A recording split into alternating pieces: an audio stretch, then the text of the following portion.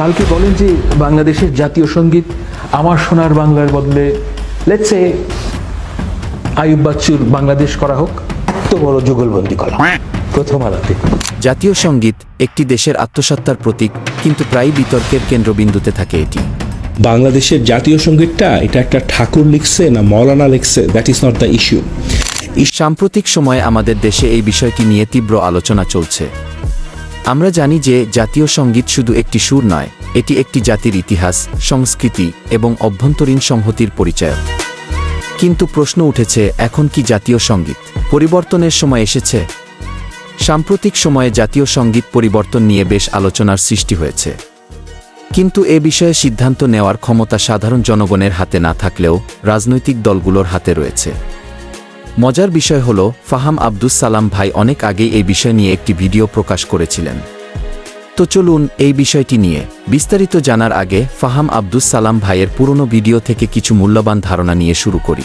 কালকে বলেন যে বাংলাদেশের জাতীয় সঙ্গীত আমার সোনার বাংলার বদলে লেটস সে আইয়ুব বাচ্চুর বাংলাদেশ করা হোক।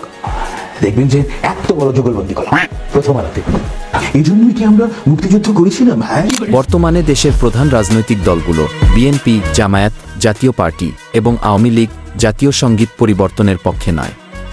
আওয়ামী লীগ ও জাতীয় পার্টির অবস্থান তো জানা কথাই, কিন্তু বিএনপি ও জামায়াতের বিরোধিতা। কারণ হল, এটা আন্তর্জাতিকভাবে মৌলবাদী ভাবমূর্তি তৈরি করতে পারে এবং দেশের অভ্যন্তরে অস্থিরতা সৃষ্টি করতে পারে।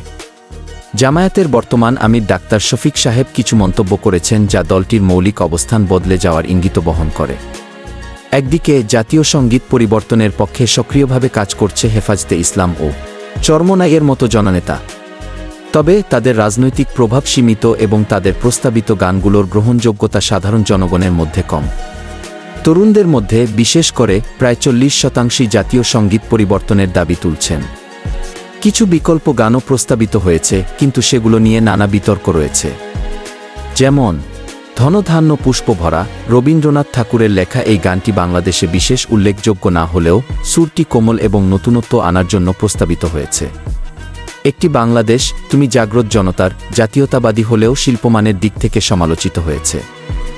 ইঞ্চি ইঞ্চি মাটি এবং জেমসের আমার সোনার বাংলা এগুলো তরুণদের মধ্যে জনপ্রিয় হলেও সুর ও মান নিয়ে প্রশ্ন উঠেছে।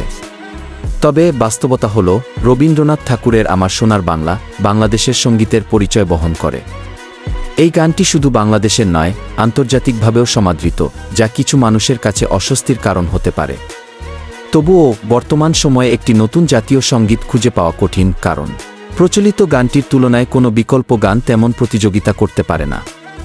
জাতীয় সঙ্গীত কেবল একটি গান নয়, শুধু একটি সুর নয়, আমাদের জাতির আত্মা, এটি দেশের ইতিহাস, সংস্কৃতি এবং পরিচয়ের গভীর অংশ।